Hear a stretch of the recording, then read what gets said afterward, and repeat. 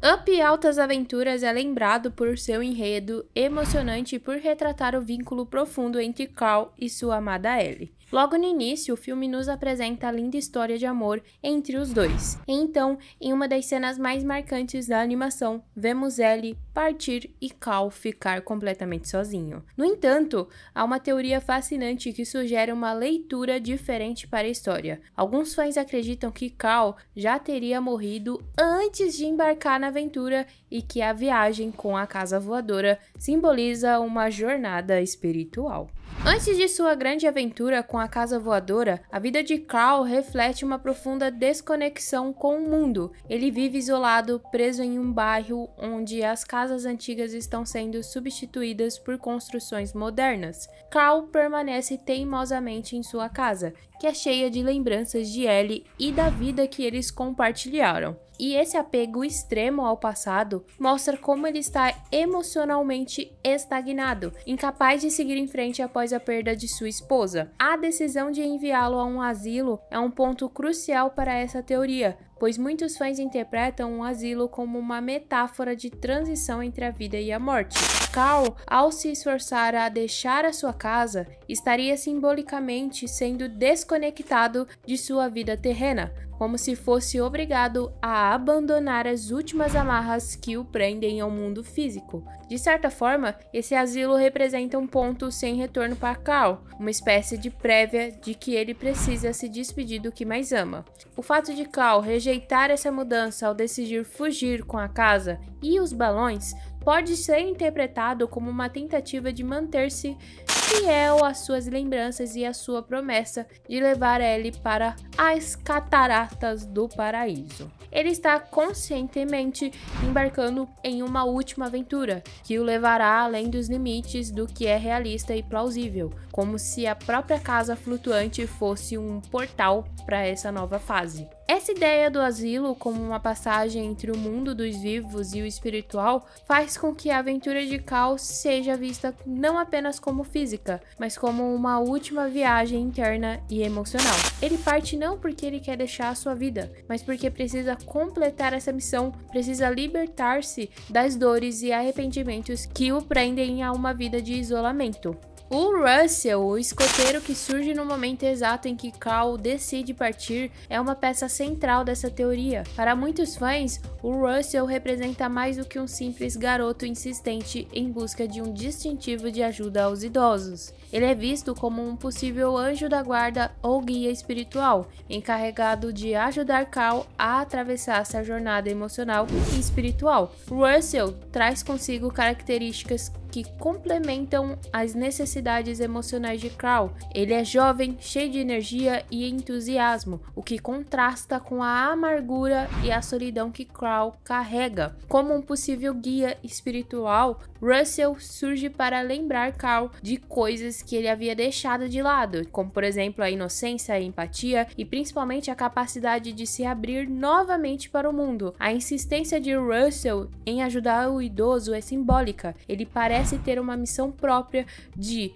pouco a pouco quebrar as barreiras emocionais do idoso. Além disso, há uma conexão emocional que vai se formando entre eles. À medida que a aventura avança, o Russell ele revela aspectos de sua própria vida, como o fato de se sentir negligenciado pelo pai. E esse detalhe não é apenas um toque dramático na história, mas funciona para que Carl se identifique e sinta um propósito em ajudar Russell, abrindo o coração ao garoto e criando um laço que ele jamais imaginou que seria capaz de ter novamente. E esse vínculo ajuda Carl a se redescobrir sua capacidade de cuidar de alguém, o que é um dos pontos principais para que ele supere seus arrependimentos. Assim, Russell pode ser interpretado como o agente de mudança, um mensageiro que ajuda o protagonista a reviver memórias e encontrar resolução para o seu próprio sofrimento. Como um anjo da guarda, ele encoraja o Carl a seguir em frente e aos poucos, ele entende que precisa deixar o passado para trás, cumprindo seu último desejo por Ellie. A viagem com a casa voadora até as cataratas do paraíso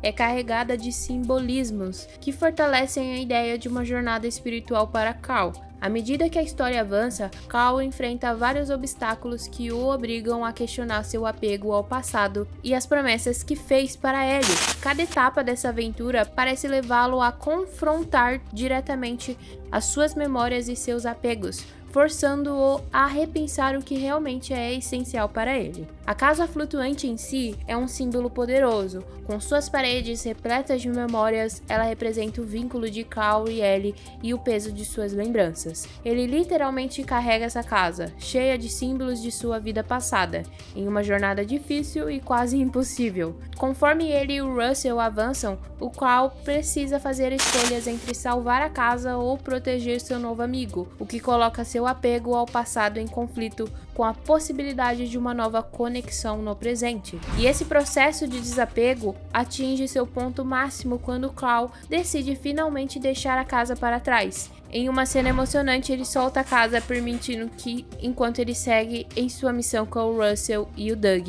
E esse momento é o clímax da jornada espiritual. O Cal, ele abre a mão de seu elo físico com a Ellie, entendendo que o amor que sentiu por ela não está presa aos objetos ou à promessa em si, mas dentro de si mesmo, dentro dele. E é aqui que a teoria ganha bastante força, sugerindo que Cal aceitou a sua necessidade de seguir em frente simbolicamente, libertando-se das amarras materiais.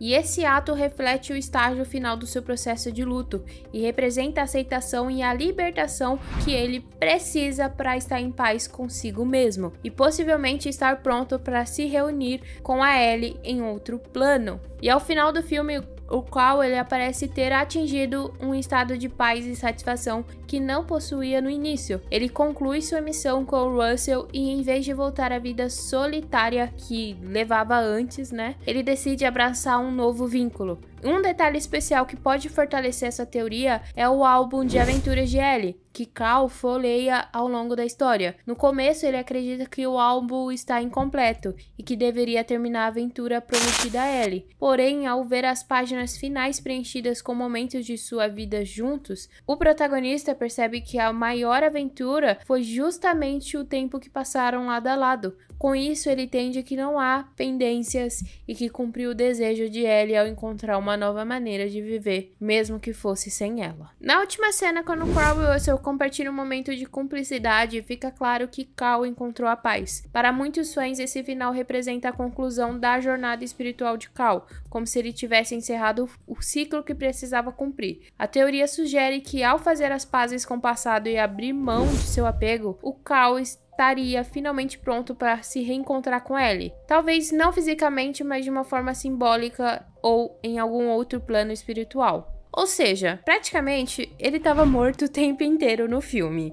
Isso foi uma alucinação dele, a aventura, foi uma alucinação dele. O Russell simbolizava o anjo, inclusive até o Doug, a gente pode incluir ele como um anjo também da guarda, fazia ele encaminhar para finalmente entrar nesse plano espiritual. Mas como eu sempre falo por aqui, todas as teorias têm furos, principalmente essas que falam que o personagem estava morto durante o filme todo. Isso porque esse tipo de teoria dá para incluir em qualquer universo, e quando eu falo em qualquer, é em qualquer um. Então é uma coisa que é facilmente desmentida pela primeira coisa. É uma animação. Obviamente, casas flutuantes vai existir, mesmo que seja impossível, que balões consiga erguer uma casa e voar até um paraíso, então isso já desmente. Outro detalhe que desmente que ele estava morto esse tempo todo é que ele lutou com os cães e também enfrentou o vilão